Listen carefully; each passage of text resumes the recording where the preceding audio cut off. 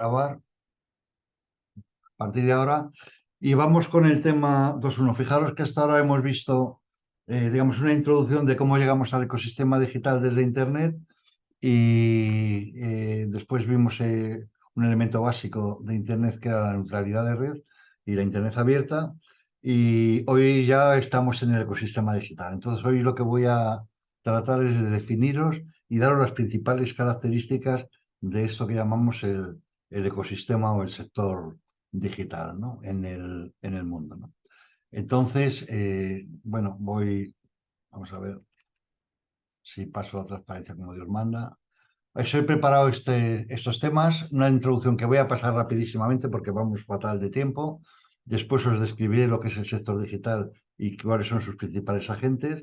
Luego veremos los factores críticos para la innovación, en definitiva, para estar presente y desarrollar el sector digital. Comentaremos un poco la importancia de la globalización y qué consecuencias tiene. Y luego hablaremos un poco de la intervención pública en el ecosistema, ¿no? Y acabaremos dando un poco la visión estratégica europea, sobre todo cómo se crea, porque luego en sucesivas charlas os la irán desarrollando, ¿no? Pero viendo un poco cómo se llega y por qué se llega a esta visión estratégica europea, que como ha dicho Senen, eh, pues hace que Europa sea ahora un líder no solo en regulación de la inteligencia artificial, sino en general un líder, y veréis, entenderéis por qué, un líder en lo que es regulación del conjunto del ecosistema digital. ¿De acuerdo? Entonces, empiezo con una breve introducción brevísima, bueno, simplemente, primera, estamos ya en una sociedad interconectada, estamos ya en una sociedad de la información, y bueno, pues no deja de ser más que otro estadio histórico, digamos, ¿no? Caracterizado precisamente porque son nuestras tecnologías, las tecnologías de la información y las comunicaciones, las que están produciendo las transformaciones sociales, económicas y políticas más importantes, ¿no? En este momento en el mundo, ¿no?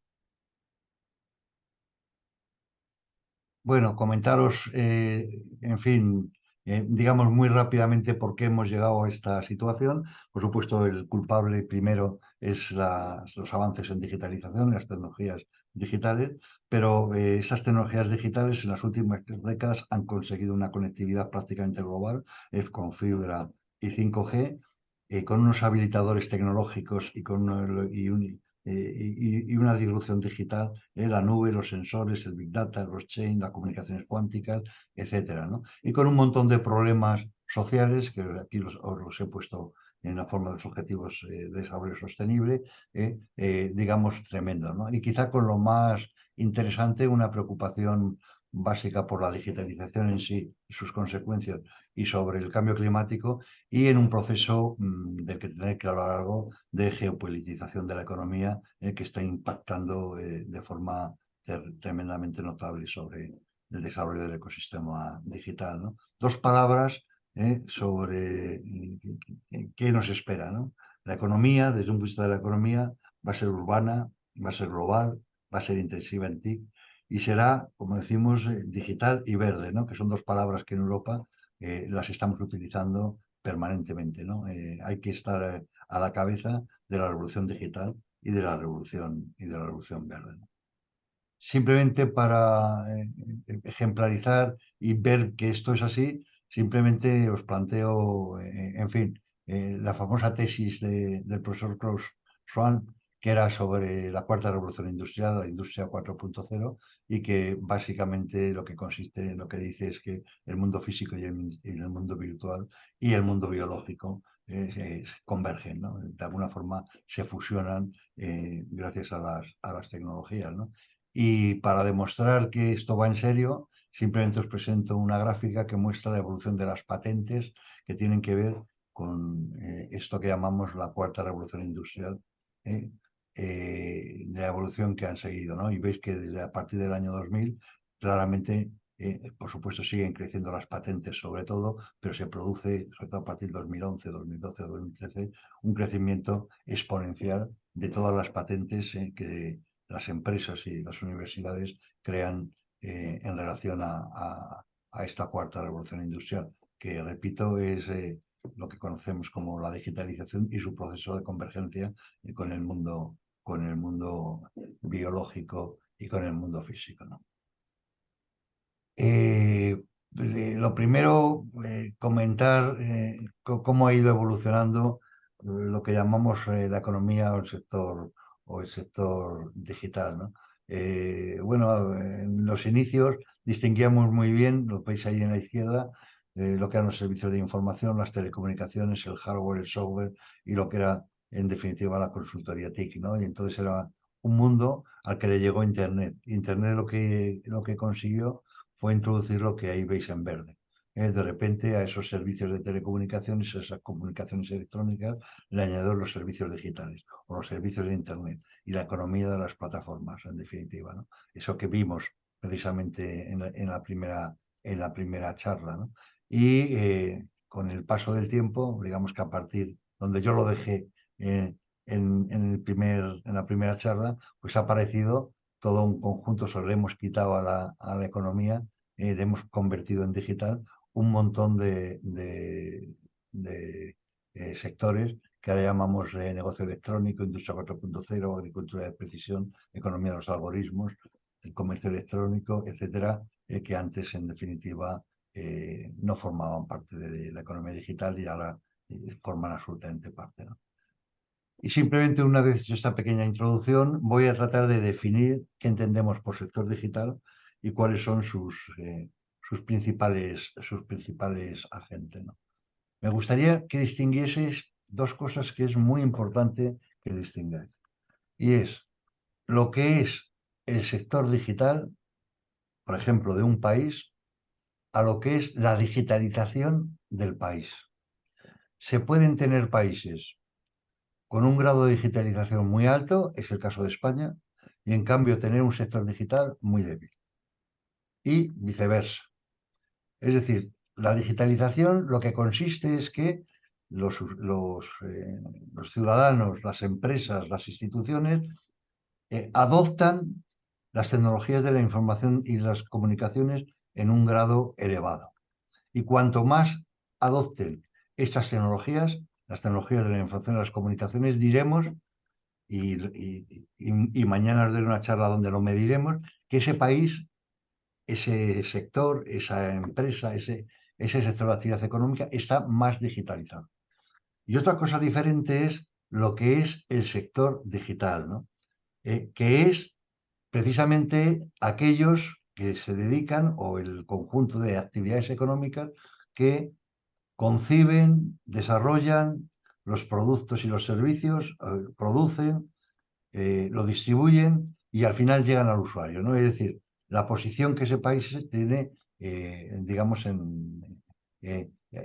para contribuir a ese sector digital que cada vez es más global, por no decir que está totalmente globalizado, ¿no?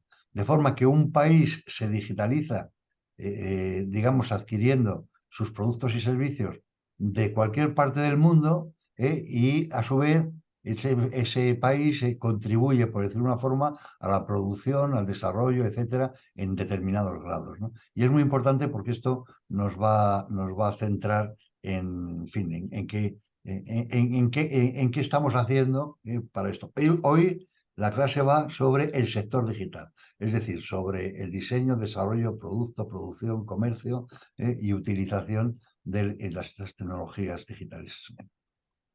Pero de verdad, distinguir bien, porque se confunde mucho, alguien piensa que porque un país esté muy digitalizado, tiene un sector digital fuerte, y no es verdad. Dubái, Arabia Saudita, tiene los indicadores de digitalización probablemente más altos del mundo, y en cambio tiene un sector digital absolutamente pobre. ¿De acuerdo? Entonces, es muy importante que distingamos. Hoy vamos a hablar del sector digital, ¿no? Que puesto antes cómo el ecosistema digital iba ampliándose conforme pasaba el tiempo digamos, empezó siendo un sector de telecomunicaciones, informática y audiovisual y luego pasó a ser absorbido, se extendió por todo Internet con los servicios digitales y ahora estamos en lo del negocio electrónico. Pero fijaros que en la gráfica que veis, conforme digamos, se iba desarrollando cada uno de estos segmentos que aparecen ahí, lo que iban apareciendo era un conjunto de empresas que a la luz del crecimiento de esa actividad, pues la manufactura, Intel, Cisco, Qualcomm, Samsung, en la consultoría IBM, Oracle, por supuesto después ya aparecían los Google, Alibaba, Amazon, etcétera, etcétera, ¿no? Fijaros que el ecosistema digital, esta gráfica que yo os he puesto, no es neutral. En la parte de arriba he puesto aquellas actividades económicas del ecosistema digital que necesariamente se tienen que desarrollar en los mercados locales. Es decir, por decirlo de alguna forma, si cogemos como mercado local un país, que se tienen que desarrollar en un país. Y abajo, las actividades que aparecen abajo son aquellas que son desarrolladas por empresas que de alguna manera no son controlados por los países. Son unas pocas empresas que controlan esa parte del ecosistema digital y digamos que normalmente tienen su sede en muy poquitos países. ¿De acuerdo? Esto es muy importante porque allá donde tengamos un mercado para desarrollarse esas actividades económicas del ecosistema digital, tengamos un mercado local, regional, donde haya una soberanía de un país, podrá intervenir y podrá regularlo y tendrá posibilidad de dirigir ese desarrollo. En cambio, en la parte de abajo, en todo lo que es la manufactura, hardware, consultoría, economía de plataformas, comercio electrónico, servicios digitales, etcétera, la capacidad de intervención de los países, la capacidad de ser soberanos los países sobre cómo se desarrollan esas actividades será muy, muy, muy, muy pequeño. ¿De acuerdo? Bueno, pues si cogéis la transparencia anterior, os daréis cuenta que para mí es muy fácil ya definir lo que entiendo por sector digital, ¿no?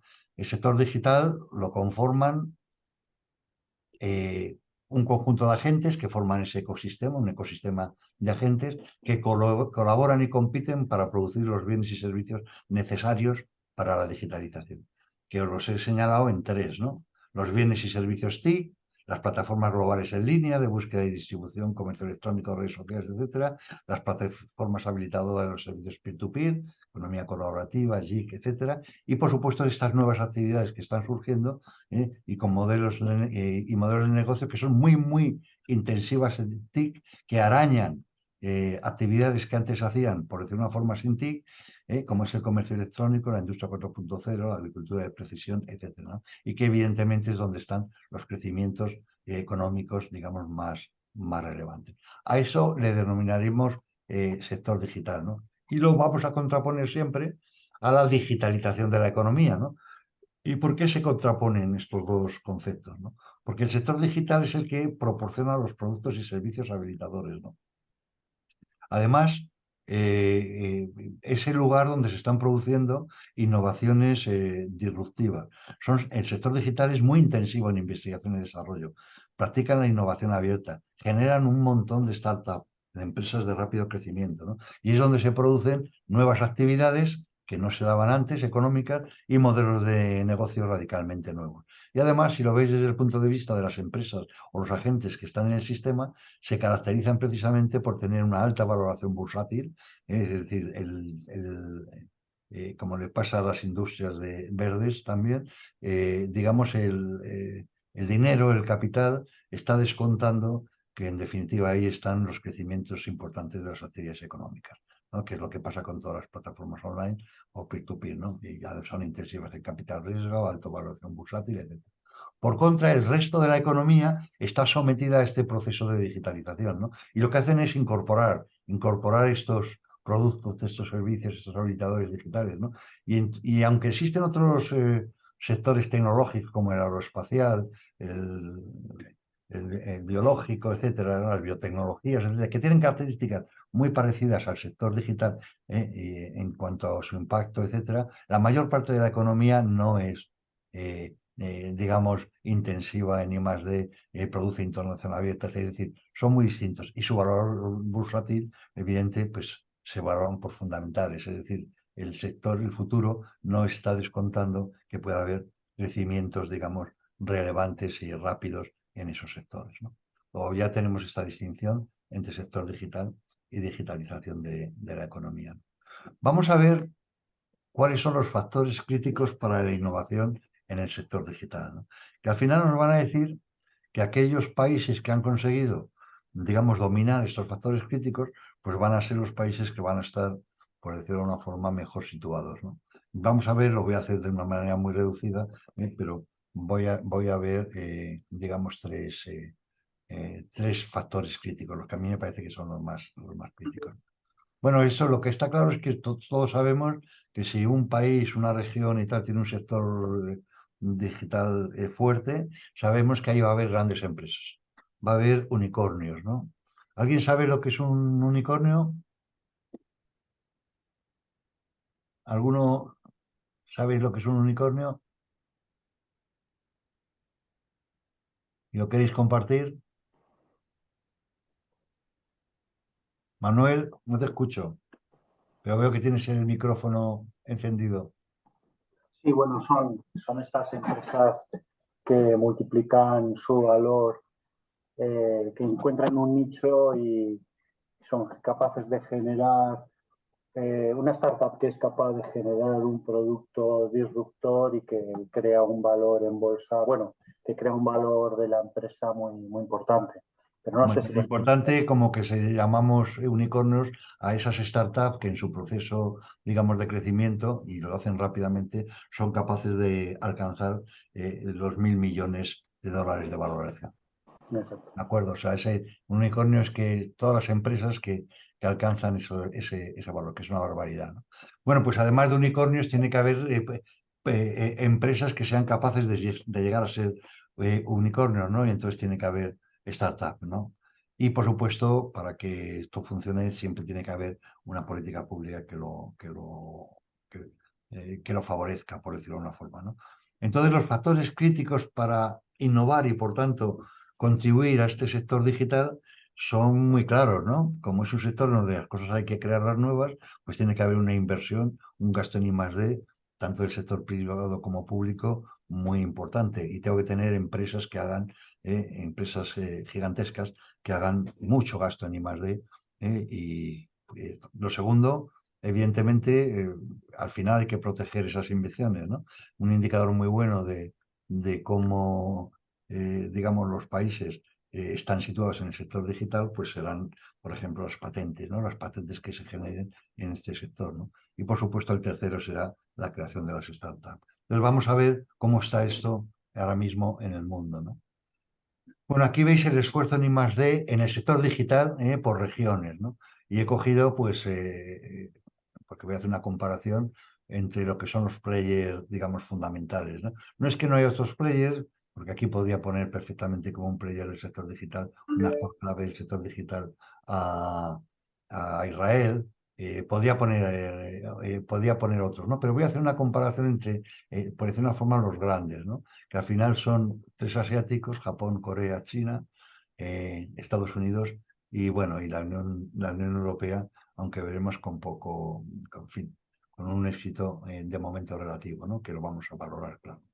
Bueno, y ahí abajo, lo veis con despacio, veis el gasto en I+D en este sector, en el sector de tecnología de la información y las comunicaciones, en digitalización, no en digitalización, en crear los componentes, los productos y servicios que permiten la digitalización. Y abajo, mucho más interesante, es ese gasto, pero relativo, ¿no? Porque son países con demografías muy diferentes, ¿no? Entonces, simplemente dividido el gasto en I+D, pero dividido por la población, ¿no? Y entonces, bueno, pues veis que hay unas diferencias notabilísimas entre el caso de Estados Unidos, que tienes similar al de Corea. Luego le seguiría Japón y Estados Unidos y China, ¿no? China, que tiene un gasto relevante, pero todavía es pequeño, aunque parezca mentira, pero simplemente porque, lógicamente, su población es enorme, ¿no? Probablemente más interesante que esto es esta transparencia, porque esta transparencia que os pongo es el ranking de las empresas del sector digital según su gasto en I+D. Este es del año 2020 y están con colorcitos, en verde las empresas que son estadounidenses, en rojo las japonesas, en amarillo las chinas, las europeas en azul y las coreanas en morado, ¿no? Y si os dais cuenta cómo están situadas, pues lo primero es que veis es mucho verde y lo de menos es que veáis verde, ¿no? Pero que esa verde es Alphabet, es decir, Google, es Microsoft, es Apple, es Facebook, es Intel, es Cisco, es Oracle, IBM, Qualcomm, etcétera, ¿no? Entonces se ve un dominio, digamos, de las empresas americanas, que ya son empresas totalmente globales, ¿no? Veis que destaca en el caso de China, pues tres empresas muy relevantes, ¿no? Huawei, ya tendremos que hablar de los problemas de Huawei, eh, en fin, en este conflicto que hablaremos, geopolítico que hay, y veis que está Tencent y Alibaba, es decir, en fin, lo que en definitiva China lo que tiene es una Internet propia, por decirlo de una forma, y con todos sus componentes, ¿no? Y bueno, pues veis que luego está, como no, Corea, que os recuerdo que es un país relativamente pequeño, es como España, están los 40, no llega a los 50 millones, y veis que tiene un gigante, que se llama, bueno, realmente tiene dos gigantes, uno que es un gigante enorme, que es Samsung, y luego con High Precision, ¿no? Que es otro más desconocido, ¿no? Y veis que Europa pues tiene sus empresas, Siemens, Nokia, SAP, etcétera, pero veis que en cualquier caso sus empresas tienen un gasto en I+D muy inferior al de las empresas americanas, incluso las empresas chinas.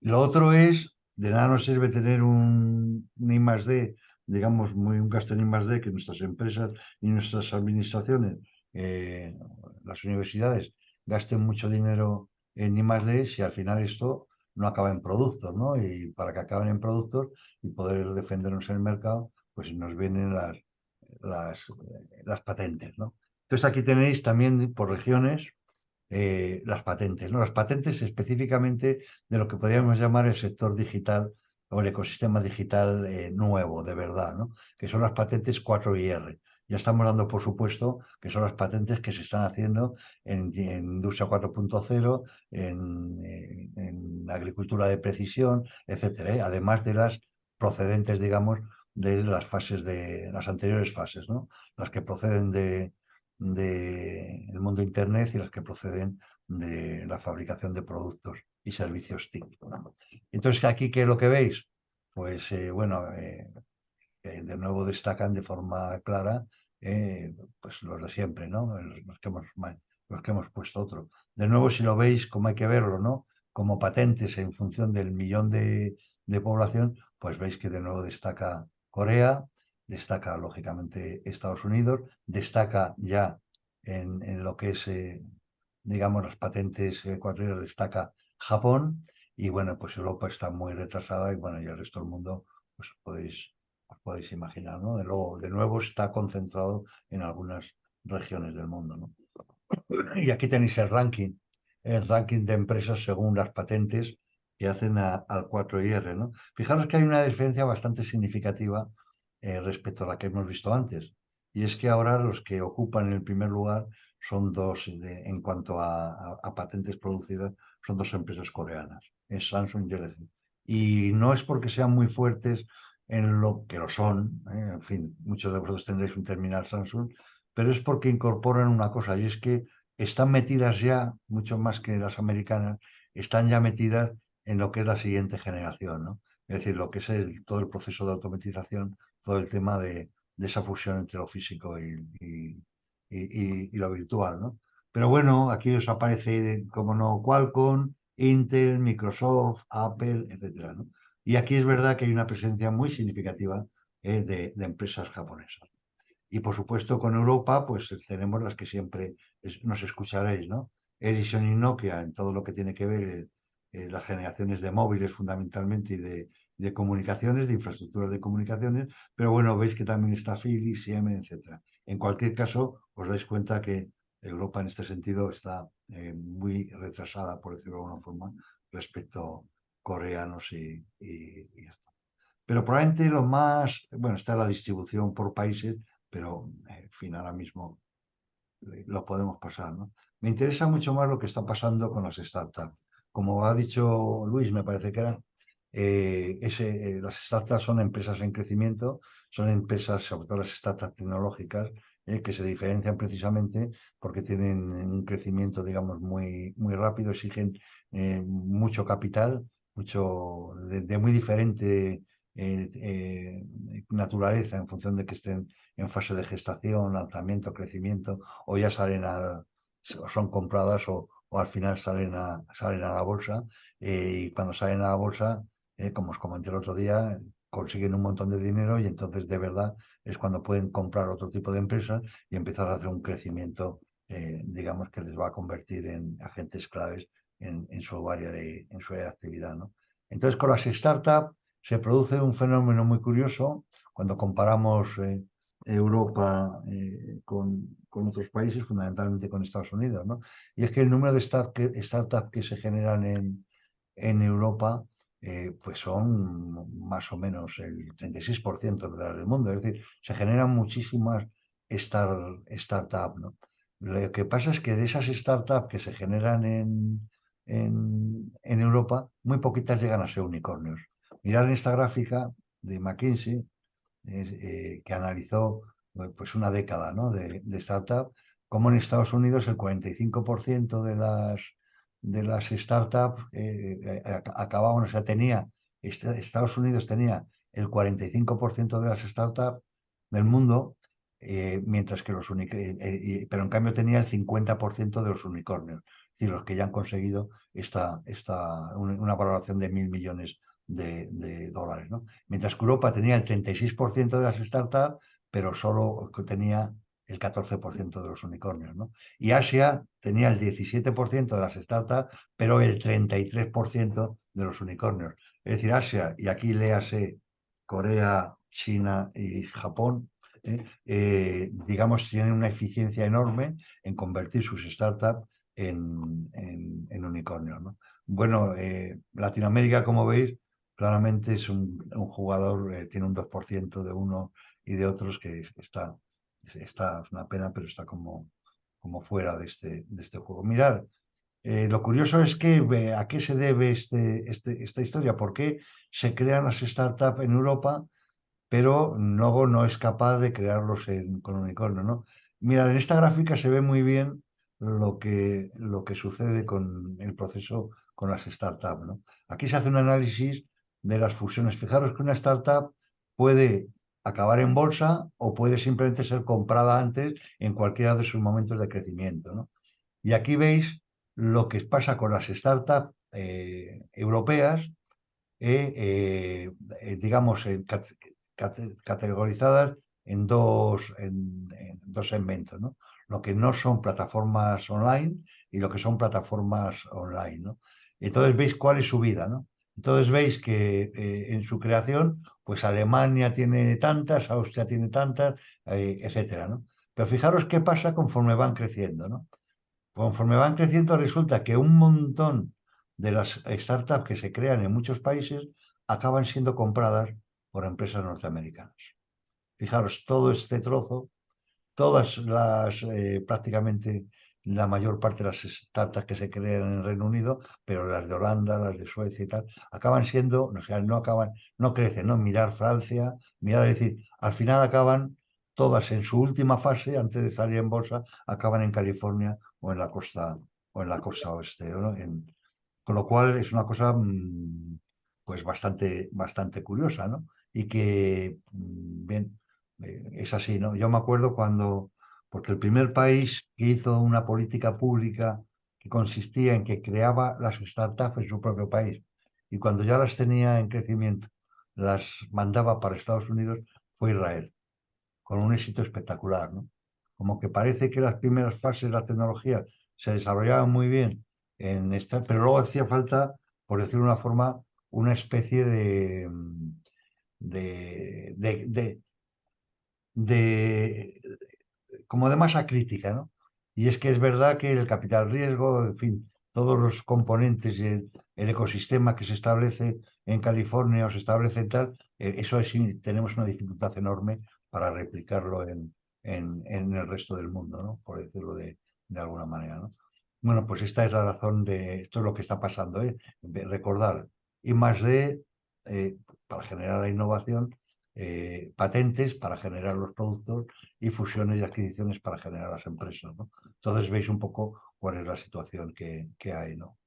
Bueno, las razones por las que sucede esto, en el caso de Europa, pues al final siempre hacemos lo mismo, hablamos siempre de Europa, de mercado único digital, pero realmente no existe un mercado único, ¿eh? Todavía, pese a todos los esfuerzos, todavía, en fin, la soberanía de los países, de cada uno de los Estados miembros, impide que de verdad exista, ¿no? Por supuesto, y yo creo que ya no es cierto, hay una menor financiación. Lo que es verdad es que hay una financiación distinta, ¿no? Es menos arriesgada que en USA, ¿no?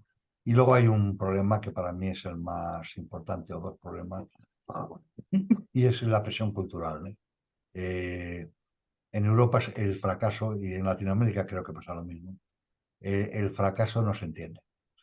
Mientras que en Estados Unidos no se entiende que alguien pueda tener éxito sin haber fracasado varias veces antes, ¿no? Que el fracaso inicial, digamos, se ve siempre como un mérito, ¿no? Y en Europa es una sociedad mucho más protegida, mucho más protegida.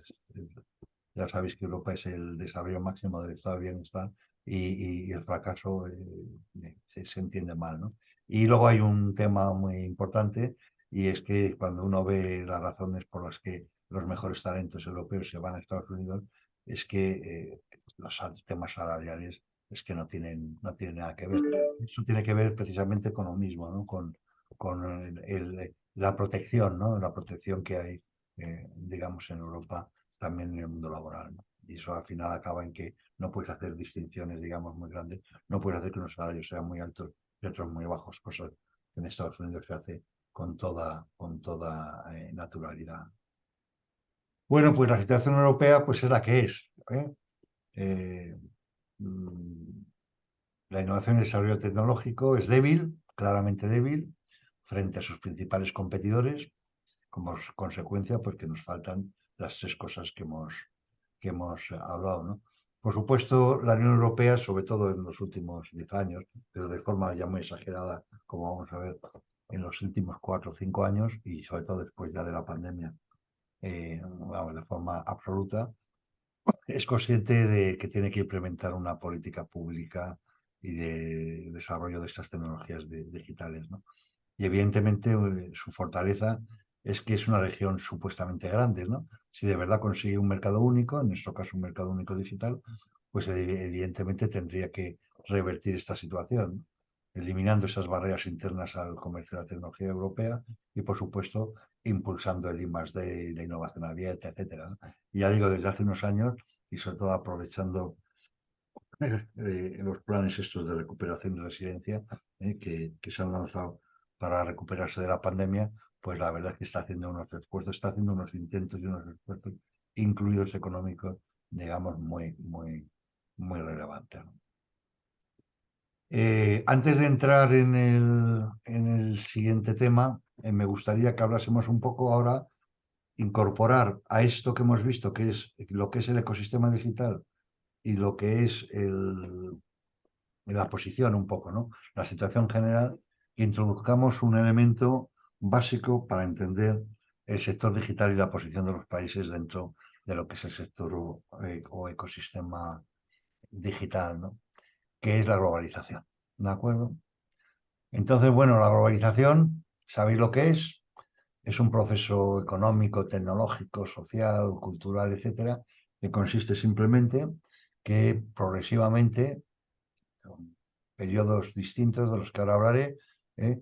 Eh, se produce simplemente la caída de las fronteras de índole económico, tecnológico, social, cultural, es decir, la libre circulación finalmente de capitales, personas, productos, el comercio y, por supuesto, la cultura y tal, ¿no? De globalización que, por supuesto, ha sido tremendamente facilitada por la propia existencia de Internet, ¿no? Dentro de estos procesos de globalización, pues a nosotros nos interesa fundamentalmente los procesos de globalización tecnológica, ¿no? Que es en definitiva el proceso que, por cierto, hasta hace 4, 5, 10 años creíamos que era como no tenía marcha atrás, que es la creación al final de un mercado único con pocas restricciones, digamos, al comercio y, en fin, a los elementos del capital, ¿no? Porque al fin y al cabo se estaban suprimiendo todas las fronteras económicas, ¿no? Por decirlo de una forma, ¿no? Eh, eh, Como siempre, siempre tenemos los tres puntos fundamentales cuando hablamos de globalización económica, ¿no?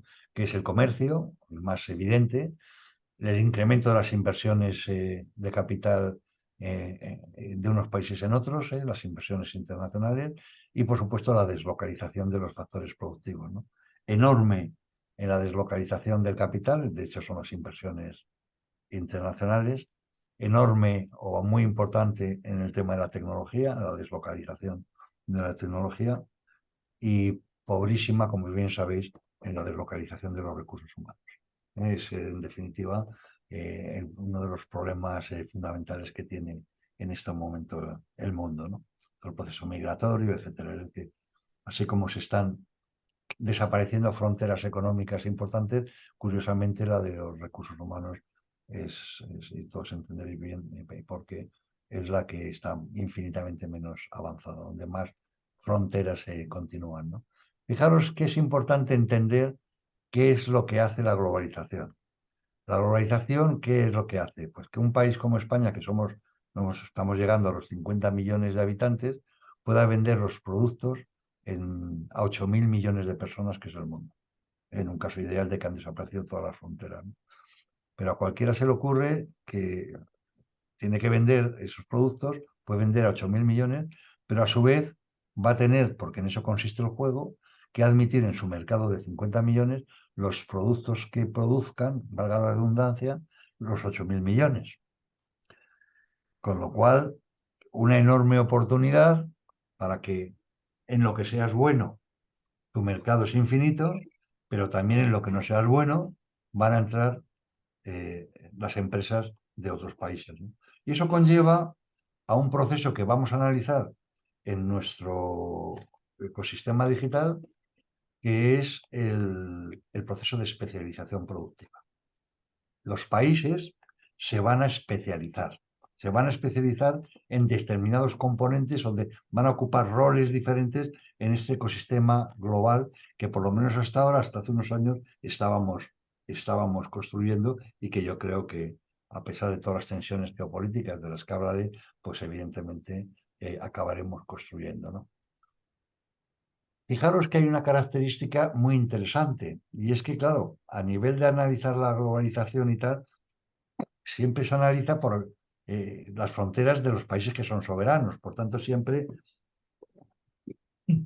digamos, comparas a nivel de país, no de región, ¿no? ¿Eh? Y veréis que todos los países, esta sea la clasificación, no me acuerdo de cuándo, ¿no? La he sacado, la primera que encontré porque no me hace mucho el panel, el ranking de globalización de los países, ¿no? El ranking 1 es el país más globalizado, el que menos fronteras tiene con el resto, pues es Irlanda, etcétera, ¿no? Entonces, si veis el ranking, ha cambiado esto, ¿eh? Hay algunos países que han aumentado y tal, pero bueno, más o menos sigue esa estructura, ¿no? Hay una cosa que es muy característica, como no podía ser de otra manera, y que es, pues, que todos los países que pertenecen al mercado único europeo están muy globalizados.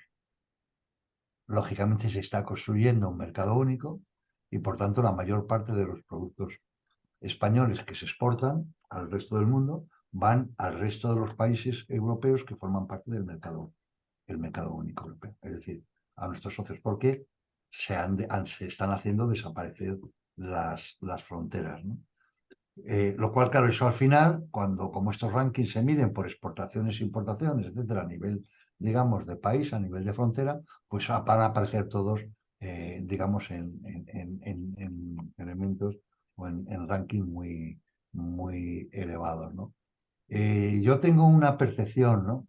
Y es que en el mundo al que vamos va a ser muy difícil, entre comillas, sobrevivir o tener un grado de independencia importante si al final, de una manera u otra, no perteneces a alguna región que esté, digamos, entre comillas, aumentando, haciendo desaparecer las fronteras, ¿no? Porque, claro, es muy difícil competir con países de 1.000 millones de habitantes o de cosas o regiones, ¿no? Entonces, pues la verdad es que yo siempre, lo digo aquí, pues he lamentado mucho que estos procesos un poco de integración económica, pues la verdad es que sean tan difíciles, por ejemplo, en Latinoamérica, ¿no? Porque creo que es una desventaja competitiva absolutamente tremenda, ¿no? Pero bueno, vais haciendo cosas, ¿no? A ver si esto se acelera, ¿no? Mirad, se está produciendo ahora cuando junto las dos cosas, esa revolución digital que está construyendo el sector digital global y junto con la globalización, este proceso de globalización, y en medio pongo un país y admito, como sabemos, que el ecosistema digital es global y además si me dejáis poner aquí una pequeña, muy simple cadena de, una cadena, llamamos cadena de valor, ¿no? No confundirla con cadena de suministros, cadena de valor, es decir, las cosas que hay que hacer para que al final al consumidor les lleguen las tecnologías que un investigador o un desarrollador ha hecho de un producto o de un servicio, ¿no?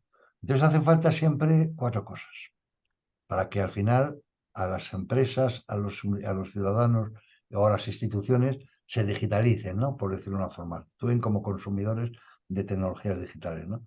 Hace falta que alguien las desarrolle, que alguien haga el I+D necesario, que alguien haga el desarrollo del producto o del servicio, que alguien al final lo patente, que alguien, es decir, hay que diseñar las tecnologías y desarrollar los productos, ¿no? Después hay que hacerlos, hay que fabricarlos en el sentido de fabricarlos si son productos, construir software si al final es software, ¿no? Pero en definitiva hay que producir esos bienes y esos servicios, ¿no? Después hay que distribuirlos, porque estamos en una cadena global, en un ecosistema global y por tanto hay que distribuirlos, ¿no? Y finalmente ya los países, por decir una forma, los incorporan para digitalizarse, ¿no? Por decirlo de una forma, ¿no? Claro, el problema que hay, como os decía, es que la globalización, ¿qué significa?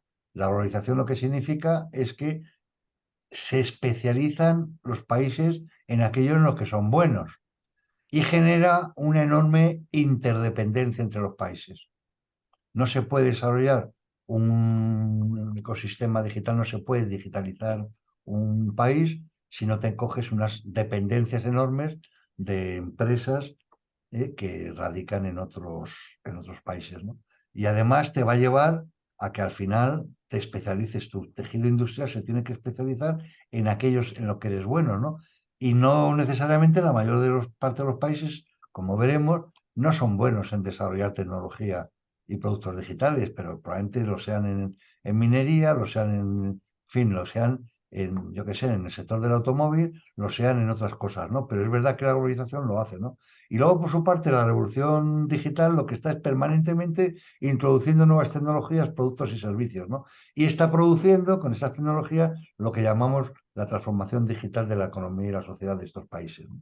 Bueno, pues os voy a presentar muy rápidamente eh, cómo puedo clasificar, o cómo puedo, la clasificación de estos países en arquetipos, según precisamente su contribución al sector digital global. Es decir, estos países han desarrollado un sector digital propio, con él contribuyen a las distintas fases o eslabones de esta cadena de valor y a su vez este país utiliza empresas, instituciones de esta cadena de valor de otros países para digitalizarse, ¿no? Entonces, ¿qué es lo que hace? Pues hace que las trayectorias de digitalización sean muy diferentes de unos países a otros, ¿de acuerdo? Todos se digitalizan, pero no es lo mismo, digamos, y es más, repito, puede haber países con grados de digitalización muy altos, pero en cambio tengan un sector digital, digamos, débil, ¿no? Mirar, en un trabajo que lo tenéis citado abajo y que recomiendo de verdad su lectura, nosotros hemos trabajado sobre él bastante y ya de hecho tenemos una gráfica como esta, pero ya prácticamente con 50 o 60 países, ¿no? Clasificados 50 o 60 países, que si me acuerdo la compartiré la compartiré con vosotros, ¿no? Entonces, bueno, pues en este trabajo y además haciéndolo de una manera sistemática, cogiendo las variables que caracterizan, pues lo que hemos dicho, sí, aquí hay que hacer I+D, etcétera, hay que hacer no sé qué, aquí tal, pues clasifican a los países, ¿no? Y aquí tenemos algunos ejemplos, ¿no? Y clasifican a los países en estos arquetipos, ¿no? Y estos arquetipos hay dos arquetipos específicos y muy interesantes donde querríamos estar todos los países que son aquellos que conciben, diseñan, desarrollan los productos TIC o las plataformas TIC o tal. En definitiva, desarrollan lo que hemos llamado el ecosistema digital. Son los que conciben y desarrollan los productos, ¿no? A su vez, se encuentra, y además es que sale, en fin, al hacer los clústeres salen perfectos, dos tipos de manera, o dos tipos de los países contribuyen de dos formas distintas a este desarrollo, ¿no? Un primer arquetipo que es el que llamamos núcleos de innovación, ¿no? Un ejemplo típico sería Corea del Sur, Suecia, sería Estados Unidos, sería China, sería, pero bueno, supongo estos ejemplos, ¿no? Uno europeo y uno pues está tomado directamente del artículo, ¿no? Que son aquellos que, repito, conceptualizan y comercializan las nuevas tecnologías y las soluciones. Si ahora toca la inteligencia artificial, pues van a hacer los productos que lo incorporan, etcétera, ¿no? Su característica fundamental, más que tienen un I+D muy alto, que tienen unos recursos humanos súper especializados, etcétera, es que todo esto, y por eso son núcleos de innovación, lo hacen o lo llevan al conjunto de los países, o sea, lo llevan a toda la cadena global, ¿no? Pero hay otros que en el artículo llama, no voy a entretener por qué, prosumidores eficientes, que contribuyen al diseño y al desarrollo de estos productos, pero no lo hacen, digamos, de forma general y siendo los primeros. Innovan y desarrollan soluciones particulares para aquellos sectores de su país que, como consecuencia de la globalización, son los sectores fuertes. Por decirlo de alguna manera, aquí ven unos ejemplos típicos, ¿no? Alemania y Japón estarían allí, ¿no? Alemania, en el sector digital, no le vemos con grandes startups, grandes empresas, bueno, salvaría a SAP, ¿no? Por decirlo de alguna forma, que de verdad participe y sea un referente en todos los países que forman el ecosistema digital global, ¿no? Pero en cambio, tiene una industria muy relevante, unas empresas muy punteras que desarrollan la electrónica y la informática para el sector del automóvil, en donde, como consecuencia de la globalización, Alemania es un líder mundial. En Francia tenemos algo parecido, pero ¿para qué? Para la industria de los medicamentos, para la industria de la salud, para la industria de la moda, para la industria... Es decir, son aquellos países que, digamos, tienen una contribución importante al sector digital, hacen muchos patentes, hacen cosas de estas, pero porque se basan en digitalizar, hacer los productos y servicios que necesita la digitalización de aquellos sectores de actividad económica en que ellos son fuertes. ¿De acuerdo? Sí, dos arquetipos donde a todos nos gustaría estar, ¿no? Pero hay otros países que tienen una función dentro de este ecosistema digital diferente, ¿no? Y es la función de producción, ¿no? A su vez ahí se distinguen dos arquetipos, ¿no? Y uno es lo que llamamos las fábricas globales, aquellas que producen, manufacturan los productos TIC, de telecomunicación, comunicaciones e informática, dos típicos que salen es México y Malasia, ¿no? Donde su contribución al sector, su contribución, ellos exportan a otros países productos TIC que han fabricado, aunque lo han fabricado iba a decir por encargo, ¿no? Son productos, digamos, que son propiedad de los que estaban en el núcleo de innovación o prosumidores eficientes, ¿no? Y en el mundo de los servicios, sobre todo en el tema de hardware, digamos, dos países, cuando se hizo este artículo eran Finlandia e Irlanda, que eran proveedores de servicios, pero que son dos ejemplos.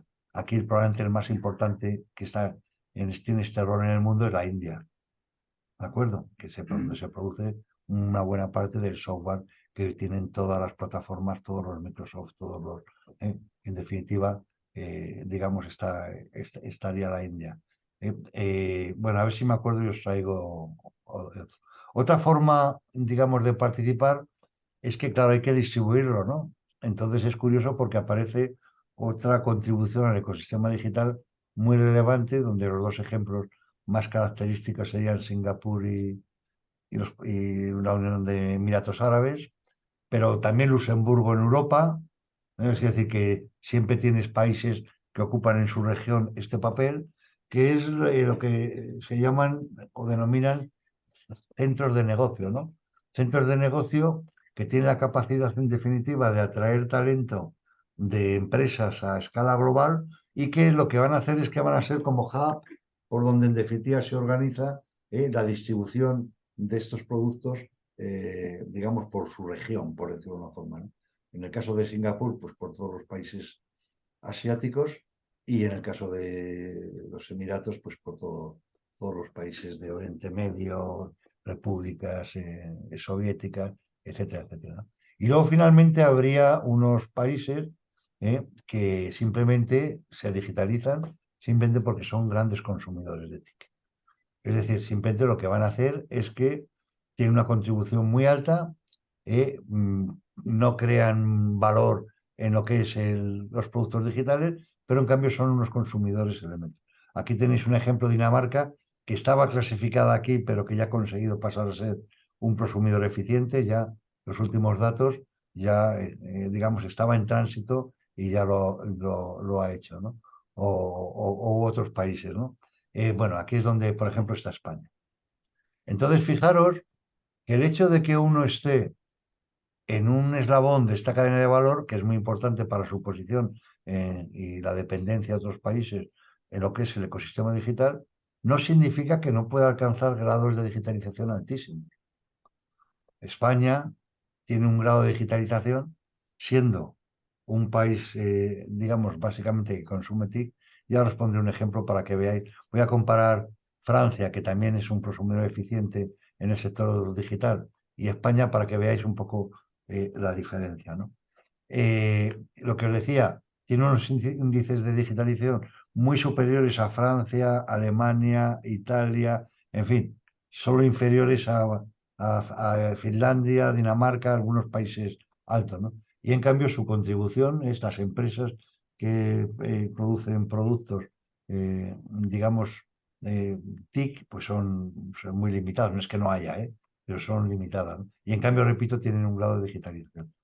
¿Qué hacen los países? Y lo digo porque cualquier país principiante, cualquier país que arranca, lo primero que tiene que hacer es convertirse para empezar a participar en el ecosistema digital. La primera fase eh, es convertirse en un mercado TIC relevante. Entonces, ¿en qué consiste la diferencia? Bueno, España tiene una administración electrónica mucho mejor que la francesa por todos los indicadores, ¿no? Ha avanzado mucho más rápidamente, ¿no? Pero evidentemente los funcionarios españoles lo que compran es tecnología la mejor que haya en el mercado. Por tanto, España es un mundo maravilloso para los IBM, los grandes consultoras, etcétera, que son las que con sus productos, sus desarrollos, sus integraciones han producido la digitalización de las administraciones españolas, ¿no? Uno ve Francia y ve que evidentemente hay bastantes empresas que suministran, son prosumidores, que suministran sus productos para la digitalización de Francia. Productos que lógicamente probablemente sean peores que los de el líder mundial, pero que en definitiva lo que consisten es que pueda contribuir al sector digital, ¿no? Entonces, simplemente por comentar qué países, porque creo que no tengo, ya tengo una clasificación, pero no tengo más, que no, si no, no me da tiempo a más cosas, ¿no? Características un poco de estos países, ¿no? Y aunque luego lo veré en las políticas públicas, ¿no? Porque luego haré el listado y veréis que las políticas públicas que tienen que hacer los países para digitalizarse en función de en qué eslabón, pues son muy diferentes, ¿no? Porque no tiene nada que ver querer ser un líder, un núcleo de innovación para el mundo, que digamos tu problema es que quieres digitalizarse para que tus sectores vayan bien, tus sectores de actividad económica, y quieres hacerlo, digamos, lo más rápidamente y mejor posible, ¿no? Entonces es diferente, ¿no? Entonces, si os digo no tengo que deciros que todos los que están aquí son países desarrollados con renta per cápita muy alta, con unos niveles, algunos más, ¿no? Los de aquí más, digamos, de patentes de I+D y tal elevados, bueno, cumpliendo lo que hemos visto, ¿no? Se generan startups, etcétera, ¿no?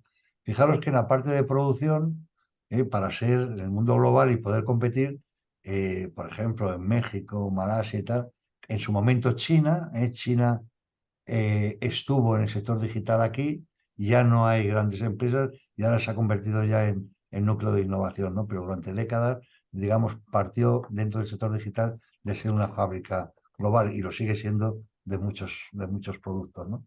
Eh, ¿Cómo se puede competir aquí? Pues evidentemente aquí lo se compite básicamente con costes productivos bajos. Y para tener costes productivos bajos tienes que tener fundamentalmente una mano de obra muchísimo más barata y además especializada en fabricación, ¿no? Esto es un poquito más complicado, porque todos los países, aquí se trata simplemente de tener básicamente creación de software y por tanto tú necesitas unos niveles de tus recursos humanos bastantes más altos, ¿no? En fin, yo creo que todos conocemos el milagro Bangalore en la India y cómo han conseguido tener, en fin, una industria informática muy importante, pero que curiosamente no trabaja o trabaja poco para su país. Le pasa un poco como por los coches en España, que los producimos pero para afuera. Lo mismo le pasa a la India con la fabricación, ¿no? Y aquí, pues es evidentemente en los núcleos de negocio estos son países, Luxemburgo, Singapur, etcétera, que en definitiva lo que se caracterizan es que pues, son grandes centros en general de business, ¿no? De negocio.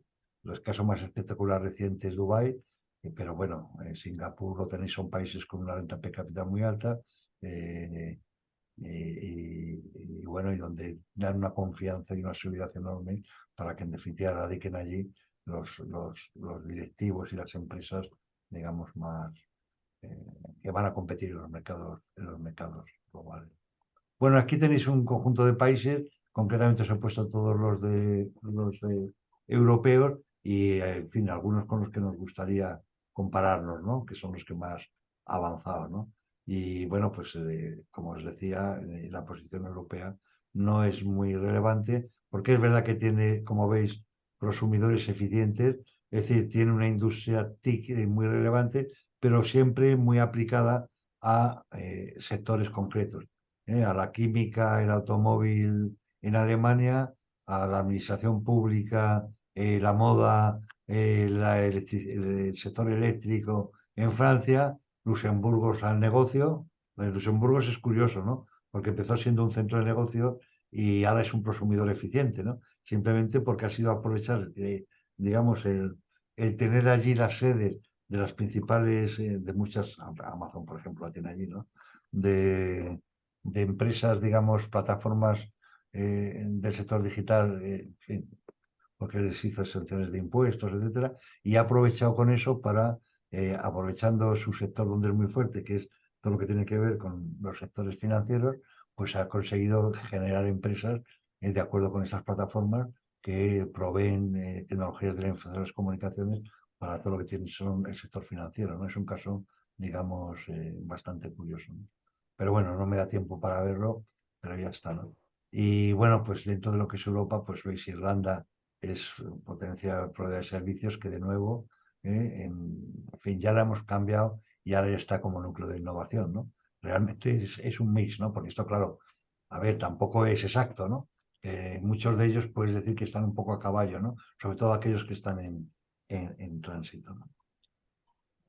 Bueno, veis, por ejemplo, las fábricas globales de TIC en Europa, pues veis que están en Eslovaquia, en Hungría y en República Checa. ¿Por qué? Bueno, porque todavía allí pues, los costos tienen digamos, una mano de obra muy cualificada en lo que es la producción y con salarios pues mucho más bajos que los que pueda haber en Alemania o en esto. Bueno, y en definitiva aquí tenéis a España, Italia, a Dinamarca como clientes TIC, ¿no? Bueno, como me tocan las políticas públicas, allí volveré a hablar un poco de esto. Bueno, ahora, en fin, hemos visto cuál es la situación, hemos visto ya las causas por las que los países están en un sitio o en otro, y ahora vamos a ver, en fin, qué se puede hacer desde lo público, ¿no? Y entonces os voy a comentar un poquito el problema de la intervención pública en el ecosistema digital. Una serie de conceptos. Una y- pregunta. sí, sí, adelante, perdona que...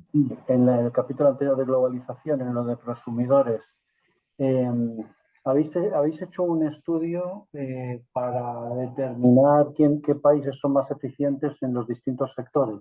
Sí. ¿Eso está disponible? ¿Se puede acceder a ese Va a estar disponible en unos meses. De momento, digamos, el que lo contrató lo tiene guardado, porque no nos deja publicarlo.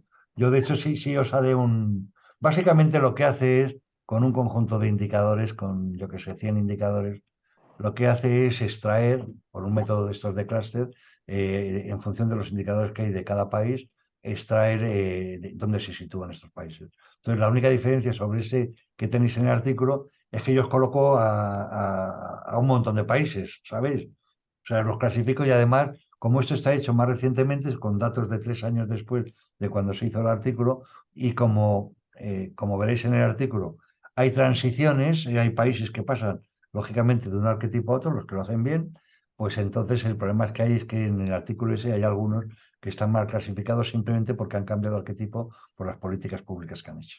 ¿De acuerdo?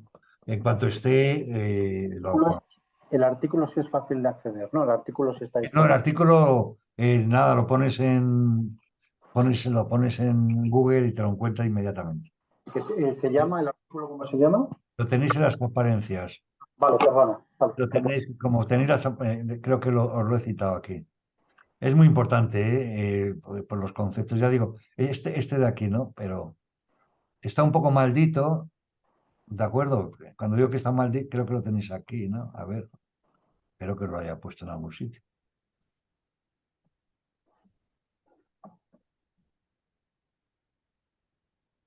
Porque normalmente yo soy muy cuidadoso con eso. ¿Veis que tenéis los links para ir a los sitios?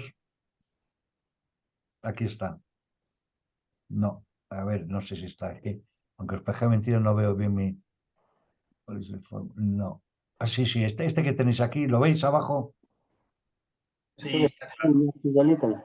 Ajé. Pero vamos, ponéis cualquiera de las cosas que de estas, es de julio del 20, con datos del 18, y nosotros lo que hemos hecho es extenderlo, no, en fin, prácticamente a todos los países que ya son clientes TIC, o sea, no sé, 60, 70 países, y con datos nuevos, con muchos más datos, o sea, académicamente, lo vamos a publicar dentro de poco, ¿eh?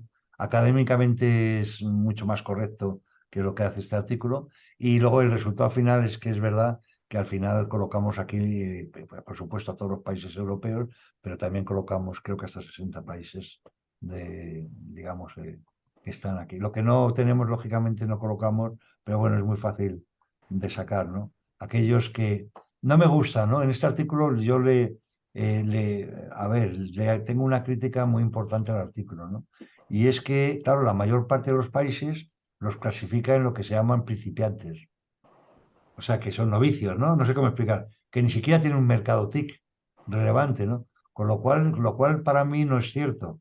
Lo que es verdad es que esos mercados van siendo cada vez mayor, ¿no? Hasta que llega un momento que en definitiva alcanzan niveles de digitalización, digamos, muy altos, ¿no? Pero lo que es verdad es que se podía haber dejado a todo el mundo en la clasificación de clientes TIC porque es lo que son.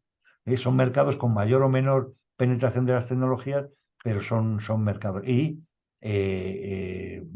por decirlo de una forma, en el artículo lo saca, ¿no? No da ningún dato de esto, ¿no? Pero bueno, en cualquier caso, eh, si os digo una cosa, cualquier país tiene que empezar necesariamente por ser cliente TIC, ¿de acuerdo?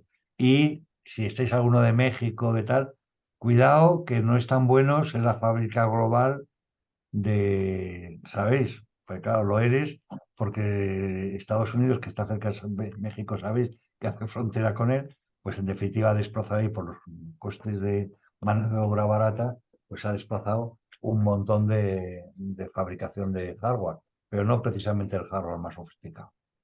¿De acuerdo? O sea que tampoco estar, o sea, realmente lo que uno debería estar, si, en fin, llevo muchos años en esto, ¿no?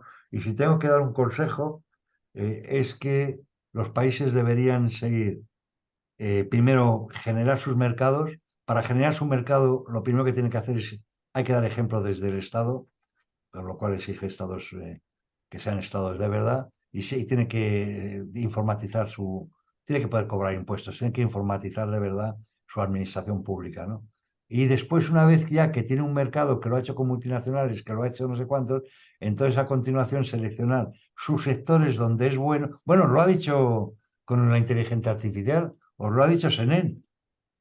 No sé si se ha dado cuenta que su último discurso era como el mío, solo que lo aplicaba a la inteligencia artificial. Decía, cuidado, cuidado, que no todos podemos ser en inteligencia artificial núcleos de innovación, pero sí podemos ser prosumidores eficientes en la inteligencia artificial. ¿Por qué? Porque sí podemos intentar aplicar y ser líderes en aplicar la inteligencia artificial a aquellos sectores en que somos líderes en el mundo. ¿De acuerdo? Entonces, lo que pasa es que eso luego no es tan fácil. No es tan fácil porque en el fondo esos sectores al final no se dejan digitalizar o hacer su transformación digital tan fácil, ¿no? Pero desde luego el camino sería, creo un ambiente desde mi propia capacidad de consumo, ¿no? Mi renta per cápita buena para que en definitiva las multinacionales, en fin, se genere un sector. Utilizo la administración como el elemento fundamental y ahora genero un entorno de startup y tal vinculado a que acabe siendo en 10 años un prosumidor eficiente, ¿no? Es decir, que porque yo genere valor de las TIC a mis sectores de actividad y luego si de paso tengo suerte y de repente se me genera, en fin, una disrupción, pero eso es más difícil, eso es más difícil. Pero vamos, ser un prosumidor o acercarse o que la política pública, lo vamos a ver, sea, mira, os podía haber puesto, podríamos haber discutido el caso de España para que veáis, porque claro, España tiene ahora mismo una situación muy curiosa y es, como cliente TIC, por su grado de digitalización y tal, prácticamente se ha saturado. Ya tiene unos grados de penetración de las tecnologías. ¿Qué le quedaría ahora? ¿Hacia dónde voy? Voy a ser, ahora quiero saltar, quiero cambiar. ¿Un núcleo de negocio? ¿Puedo ser un núcleo de negocio? ¿Puedo ser una fábrica global? ¿Puedo ser un proveedor de servicios? Oye, en una región de España, Extremadura, intentó durante hace 20 años ya, intentó generar que en Extremadura se generase buena parte pero se hacen barbaridades, ¿no? Por eso hay que tener mucho cuidado, ¿no? Porque lo que se le ocurrió para hacerlo es que, claro, esto lo que necesita son de verdad muchos programadores y muy bien cualificados. ¿Qué se le ocurrió para que tener muchos? Pues en unos tiempos heroicos, hace 15 años, se le ocurrió poner ordenadores en todos los institutos de formación. Pero en los puestos de trabajo, en todas las clases, había ordenadores, ¿no? Bueno, ahora empieza a haber ordenadores en las clases, pero son portátiles y los llevan los chicos. En fin, que a veces por querer hacer esto se cometen equivocaciones, digamos, muy grandes, ¿no? Pero bueno, la verdad es que es un ejercicio que yo creo que tendríais que hacer para vuestros países, ¿no? Yo en cuanto tenga el artículo y se publique os lo pasaré. Bueno, pues vamos allá. Oye, esto que tenéis aquí, veráis que aparece Egipto, Nigeria, no sé cuánto, es porque son los que aparecían citados en el artículo, a los que simplemente yo he añadido, porque eso lo hicimos muy rápido, los países europeos. Pero que están estos países no es más que porque eran los que aparecían en el artículo ese que podéis leer y descargaros sin problema. Bueno, pues vamos me vais a permitir 10 minutos más, ¿no? Porque si no, voy muy rápidamente con la intervención pública en el ecosistema digital, ¿no? Bueno, el estado regulador en el que nos conducimos, eh, prácticamente en todos los países, aunque no es verdad, se están produciendo y en Latinoamérica varios países no creen en esto, pero en Europa, que es de lo que yo estoy contando, se supone que el protagonismo de la economía lo hace la iniciativa privada en un mercado en competencia, por tanto hay que garantizar que ese mercado sea competitivo y la regulación lo que consiste en que el Estado deja de ser un agente, deja de dar servicios públicos, etcétera, y lo que hace es regular que los agentes privados lo hagan bien, ¿no? Entonces es un regulador de los fallos del mercado, por tanto va a garantizar la competencia, es un gestor eficaz de los recursos públicos que toda actividad económica lleva y es garante lógicamente tiene que defender que el comportamiento de los agentes que están en el mercado se garanticen los derechos y las libertades y, en definitiva, todos los principios constitucionales, ¿no? Y ahí se interviene de muchas maneras, regulación técnica, la más neutral, vía estandarización, regulación económica, competencia, regulación que llamamos por el interés general, derechos de los usuarios, y regulación estratégica, es decir, intervenciones en algunos sectores concretos y actividades que interesan a ese país, por lo que sea, ¿no? Porque, como os ha dicho Senen, lo que se le ocurra a cualquiera es, si sale una cosa nueva, por lo menos que yo tenga la posibilidad de que a los sectores donde soy fuerte llegue pronto. Por supuesto, todo este tipo de intervención siempre tienen, desgraciadamente, un problema. Y es que tiene un efecto económico importantísimo y que luego afectan de forma muy asimétrica a los diferentes empresas o actores que están en el ecosistema. Leerlo en el artículo. Esto también está cogido en la segunda parte del artículo ese que os he citado, que yo lo quería para que vieseis, ¿no? Aquí veis arriba los arquetipos que he comentado, y aquí están las tecnologías, vamos, las políticas públicas que se pueden hacer clasificadas por tecnología, por ecosistema, por capacidad e industria. A mí no me da tiempo a verlo, ¿no? Pero fijaros de un vistazo dos cosas, ¿no? Las cosas que cualquier país tiene que tener, fijaros, ¿no? Voy a poner en cuanto a tecnologías, una política pública coherente, hay que tener siempre de despliegue de banda ancha y de una política de espectro, del 4G. No sé si me explico. Eso cualquier país tiene que hacerlo, independientemente que esté, digamos, en los inicios o tal. Pero fijaros, ya uno con un mercado muy grande, ya lo que dice es que ya es fundamental tener una estrategia de 5G y una estrategia de cloud, de nube, una estrategia nacional, una política pública nacional, ¿no? No tengo que deciros que todo esto, cualquiera, conforme avance para allá, pues va a estar, ¿no? Fijaros que, muy importante, ya lo que llama ecosistemas, para todos los países una regulación de telecomunicaciones clara y eficiente, ¿no? Pero fijaros que, en cambio, regular las tecnologías emergentes, soportar, en fin, negocios o, en fin, cosas de este tipo, pues resulta que ya es muy importante para los que son un centro de negocios, pero no lo son para otros, ¿no? O sea, es interesante que veáis esto porque, por lo menos en Europa, sucede una cosa importante, ¿no? Y lo estamos viviendo con estos fondos europeos que os sonarán, los Next Generation, que ha sido la estrategia que ha seguido Europa para, después de la pandemia, digamos, la recuperación, ¿no? Que en lugar de, en fin, de una crisis absoluta y que sálvese quien pueda, lo que ha hecho es endeudarse hasta el año 2050 o 2100 y conseguir que esos fondos, eso sí, se dediquen precisamente que la salida de la pandemia de unos países europeos más competitivos, básicamente en inversiones en tecnologías digitales y verdes, ¿no? O lo digital o lo verde, ¿no? Parecen las tecnologías medioambientales contra el cambio climático, los coches eléctricos, etcétera, etcétera, ¿no? Entonces, el problema que hay es que todo el mundo de mayor quiere ser un innovador, un hub de innovador, ¿no? Y eso, pues es que es muy difícil, ¿no? Y entonces a veces se confunde eso con los conceptos que ahora vamos a ver, un poco de autonomía estratégica, etcétera, ¿no? Pero casi hago esta discusión después. Simplemente, por favor, que sepáis que existen todo este tipo de políticas y que hay que ser consciente de que mirar esta, ¿no? Industria, focalizar los temas en la industria 4.0 y compararlo con hacer una estrategia de gobierno electrónico. Una estrategia de gobierno electrónico es absolutamente básico para los países que empiezan o países como España.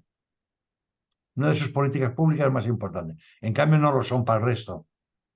Y en cambio, fijaros que foco en la industria y no sé qué, pues, joder, pues, lógicamente para los consumidores eficientes, pues obvio, ¿no? Los que son una factoría global. O sea que al final veréis que hay una lógica muy importante, pero que se le escapa normalmente a los políticos, que, como siempre, lo que quieren es todo, ¿no? Y esto es una trayectoria. O sea, hay primero que desarrollar estas políticas y ya cuando estés a punto para poder dar el salto a lo que elijas que tú quieras, vas a tener que empezar a desarrollar las otras. España está en un proceso en el que, repito, está dando un salto, quiere dar un salto a prosumidor eficiente, está desarrollando todos los papeles y todas las políticas, pero claro, es que hacer esto es un tema muy complicado.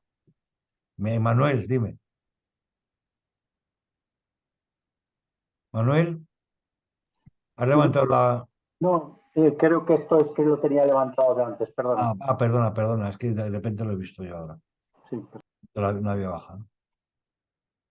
Bueno, pues nada, simplemente citaros que Europa es muy débil en casi todo, pero que en definitiva se está convirtiendo con diferencia, lo ha dicho también con la inteligencia artificial, en el líder mundial en regulación del ecosistema digital. ¿De acuerdo? Es un objetivo político absoluto, ¿no? Quiere ser el líder, lógicamente, de la economía de libre mercado y defendiendo precisamente su estado de bienestar y los valores típicamente europeos y los derechos, ¿no? Su objetivo, lógicamente, es conseguir un mercado único digital, que la fortaleza del tamaño, que requiere precisamente un diseño regulador común, ¿no? Y, por supuesto, como no tiene un sector digital fuerte, como hemos visto, pues lo que tiene que hacer es protegerse o, en fin, obligar a las grandes plataformas tecnológicas globales, ¿no? Y es la razón por la que es el país más avanzado en la regulación de estas plataformas. Dos ideas muy sencillas para acabar, porque ya nos estamos, y no quiero ocuparos, de la visión estratégica sobre el ecosistema digital en Europa, ¿no? Sobre lo que llama el mercado único digital. ¿Y cuándo se plantea? Es curioso porque este documento que os voy a citar, que recomiendo vuestra lectura, se publica unos meses antes, un mes antes de que surja la pandemia, en el 20. Bueno, se publica, está a punto de salir y de hecho lo retrasan un poco para meter algunos componentes de lo que está pasando, precisamente para justificar esta visión estratégica europea sobre el ecosistema digital, ¿no? Mirar, está pasando un fenómeno que no es como consecuencia de la pandemia, que es anterior, es 4 o 5 años anterior, es que lo que llamamos es de la época Trump. Trump es el primero digamos, que rompe un poco las reglas de juego del statu quo que había desde la caída del muro de Berlín, que es lo que llamamos la geopolitización de la economía, ¿no? Que básicamente consiste en algo muy sencillo, y es que las grandes potencias, Japón, China, en fin, todo el que puede, ¿no? Y sus empresas están alterando radicalmente las reglas de juego de la competencia.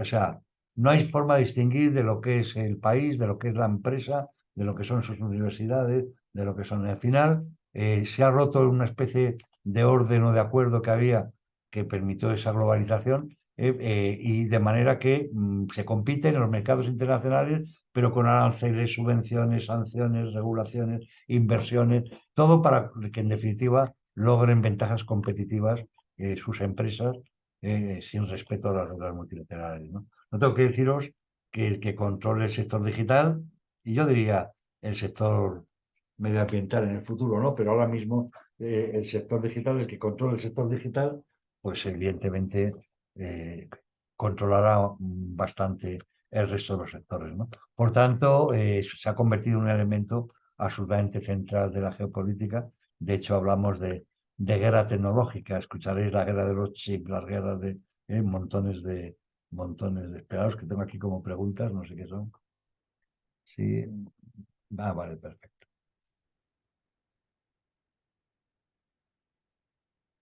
Mirar, para que entendáis esto. Esta es lo mismo que hemos visto en el otro lado, pero meto los otros sectores, ¿no? Porque solo hemos visto el digital, ¿no? Que ha hablado mucho. Mirar, esto es cómo se distribuye la investigación y desarrollo entre Europa, China, esto es Europa, esto es China, esto es Estados Unidos, y estos son los sectores industriales, ¿no? ¿Veis esto que hay aquí en Europa? Todo azul es la industria del automóvil. ¿Veis todo esto que hay aquí? Es la industria de salud. ¿Veis todo lo que hay aquí? Hombre, menos mal que tenemos producción de nuestras tecnologías, ¿no? Y los servicios, esto que hay aquí, ¿no? Repito, básicamente para consumo interno de este sector, que son los importantes. Mirar la diferencia con China. China, si os das cuenta, todo esto que veis aquí es la producción de tecnologías de información y las comunicaciones. Y todo esto que hay aquí son los servicios. Mirar que, claro, el resto del automóvil muy poco, y el otro, lógicamente, veis que hay unas diferencias tremendas, ¿no? En definitiva, que es un líder, China es un líder, y si veis Estados Unidos, que es el otro que tengo aquí, pues os dais cuenta, fijaros su parte de servicios. Estos son los Google, los Amazon. Fijaros, el gasto en I+D. Bueno, lo podéis, no sé si os he traído también, no, os he puesto nada más esto. Es simplemente para que veáis ya con cifras realmente lo que está pasando. Se han especializado como consecuencia de la globalización y ahora el gran problema que hay es que cuando aparece la pandemia y tal, aparecen los conceptos de soberanía digital, de autonomía estratégica, de no sé cuántos, y ahora quieren, lógicamente, no depender del resto, ¿no? Entonces, así tengo también las patentes. Bueno, algo parecido pasa con las patentes, ¿no? Mirar China, patentes en comunicaciones digitales. Pero ¿cómo no le van a temer a Huawei? ¿Cómo no van a temer a las. Y mira, en cambio, si veis en Europa, pues poquísimo, ¿no? En comunicación digital. Mirar como en tecnología de computadores, algo más en Europa, patentes, pero fijaros. En cambio, ir mirando las farmacéuticas, las de biotecnología, maquinaria, transporte, se me ha olvidado, muy importante en Europa, ¿no? Y si veis el caso americano, pues fijaros, ¿no? Ha perdido la batalla con China en comunicaciones digitales, ¿no? En patentes. Ahora quiere recuperarla con estos conceptos nuevos que trajo Trump y que, en fin, la siguiente Biden también ha asumido, ¿no?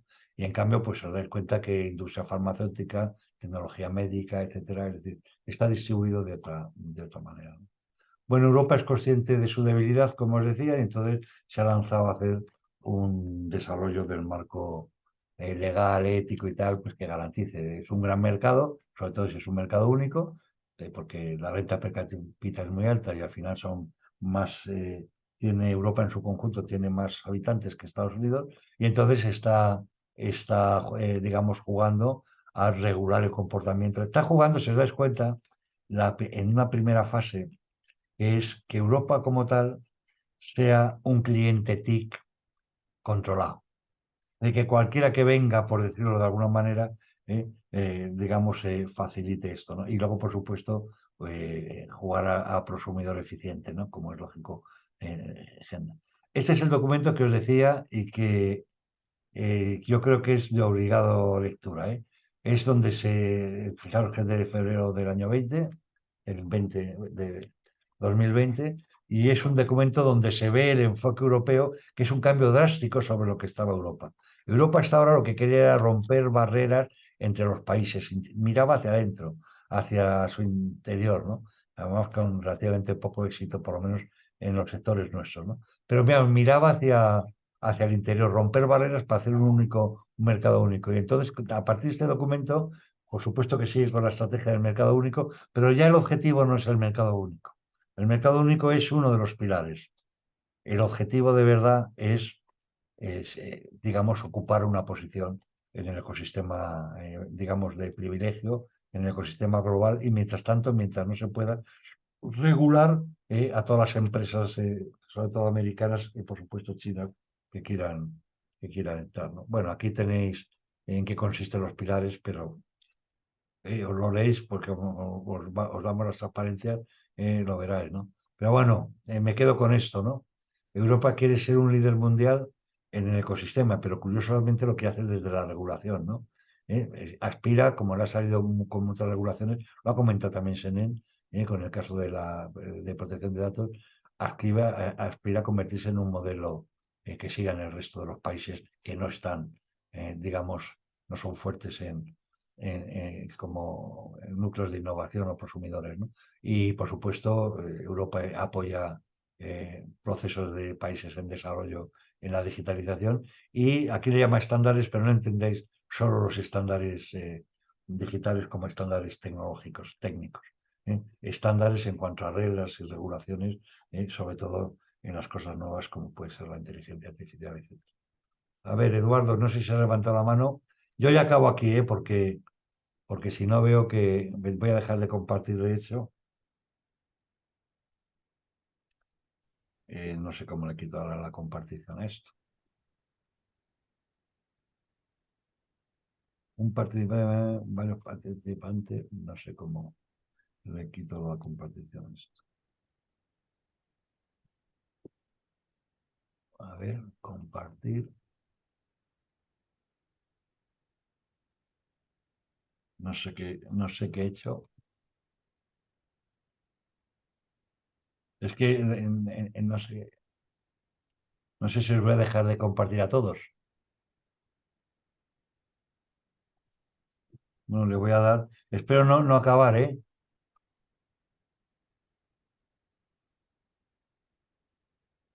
Nada. Eso es para que podáis compartir algo, pero no sé dónde está. Aquí ya sé dónde está. Dejar de compartir, ya está. Manuel, Sí, dime. pregunta. Es que habéis insistido mucho en el tema de ser líderes en los temas de regulación de inteligencia artificial, etcétera. Y parece como si eso nos fuera a dar un liderazgo en todo el tema de digitalización. Yo es que no. ¿Me puedes dar un hint, una idea de por qué esto es así? ¿Por qué generar esta legislación que al fin y al cabo es fácilmente, no sé si la palabra es transponible o no sé cómo se diría, eh, puede darte ese liderazgo? No, porque fíjate que cuidado, la regulación, yo qué sé, el tema de protección de datos, que ha sido muy, como ha comentado Senen, ha sido aplicada a las regulaciones de muchos países, ¿no?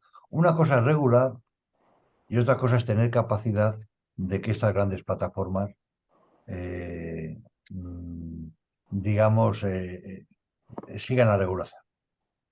No sé si me explico. O sea, detrás de todo esto hay unas multas tremendas, es decir, lo importante no es solo regular, sino lo importante es que esa regulación se cumpla. Es el cumplimiento, ¿no?